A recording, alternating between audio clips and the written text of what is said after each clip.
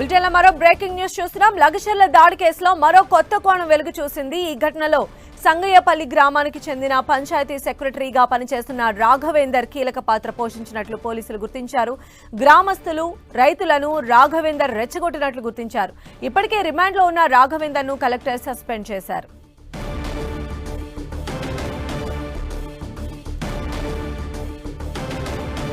లగచర్ల దాడి కేసులో మరో కొత్త కోణం వెలుగు చూసింది. ఈ ఘటనలో సంగయ్యపల్లి గ్రామానికి చెందిన పంచాయతీ సెక్రటరీగా పనిచేస్తున్న రాఘవేందర్ కీలక పాత్ర పోషించినట్లుగా పోలీసులు ఐడెంటిఫై చేశారు. గ్రామస్తులు, రైతులను రాఘవేందరే రెచ్చగొట్టినట్లుగా గుర్తించారు. ఇప్పటికే రిమాండ్లో ఉన్నారు రాఘవేందర్ను. వెంటనే రాఘవేందర్ను కలెక్టర్ సస్పెండ్ చేశారు.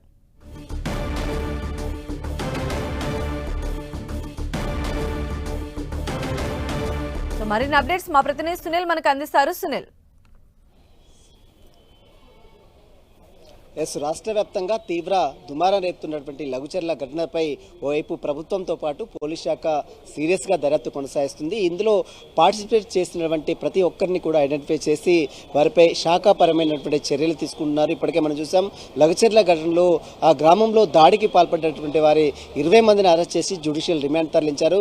ఇందులో మాజీ బీఆర్ఎస్ ఎమ్మెల్యే పట్టం నరేందర్ రెడ్డి కూడా ఉన్నారు. ఇంకా మరోవైపు అధికారుల పాత్రను కూడా ఇప్పటికే పోలీసులు కొంత వ్యక్తం చేయడం జరిగింది. ఇందులో విలేజ్ సెక్రటరీగా పనిచేస్తున్నటువంటి రాఘవేంద్రరావు కీలక పాత్ర పోషించాడు. అక్కడ ఉన్నటువంటి లఘుచర్ల గ్రామ ప్రజలందరినీ కూడా మోటివేట్ చేశాడు, అతనందరినీ కూడా రెచ్చగొట్టాడని తన దర్యాప్తులో, పోలీసు దర్యాప్తులో వెల్లడైంది. నేపథ్యంలో అతనిపై కలెక్టరు పూర్తిగా సస్పెండ్ చేస్తూ ఇప్పటికే ఉత్తర్వులు జారీ చేశారు. దీంతో పాటు అతన్ని అరెస్ట్ కూడా చేసి రిమాండ్ కూడా తరలించారు. వీరితో పాటు ఇంకా ఎవరెవరు పార్టిసిపేట్ చేశారు ఎన్న కోణంలో పోలీసులు దర్యాప్తు కొనసాగిస్తున్నారు.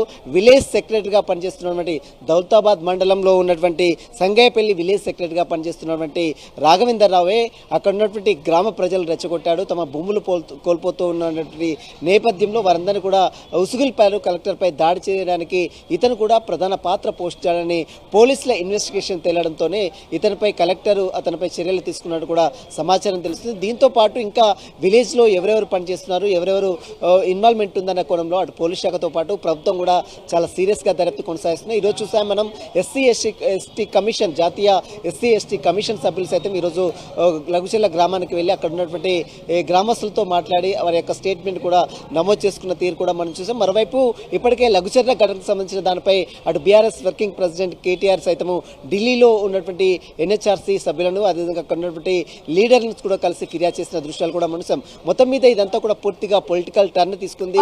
ఇందులో ఇన్వాల్వ్మెంట్ ఉన్నటువంటి వారిని కఠినంగా శిక్షించాలి. తమ భూమి కోల్పోతున్న వారందరూ కూడా పూర్తిగా ప్రభుత్వం ఈ ఫార్మా కంపెనీ వెనక్కి తీసుకోవాలంటూ కూడా ప్రతిపక్ష నేతలు డిమాండ్ చేస్తున్నారు. ఇక దీనిపై మాత్రం ప్రస్తుతం అయితే శాఖపరమైన చర్యలకు అటు ప్రభుత్వంతో పాటు పోలీస్ శాఖ కూడా సిద్ధమైందని చెప్పవచ్చు. రైట్ సునీల్.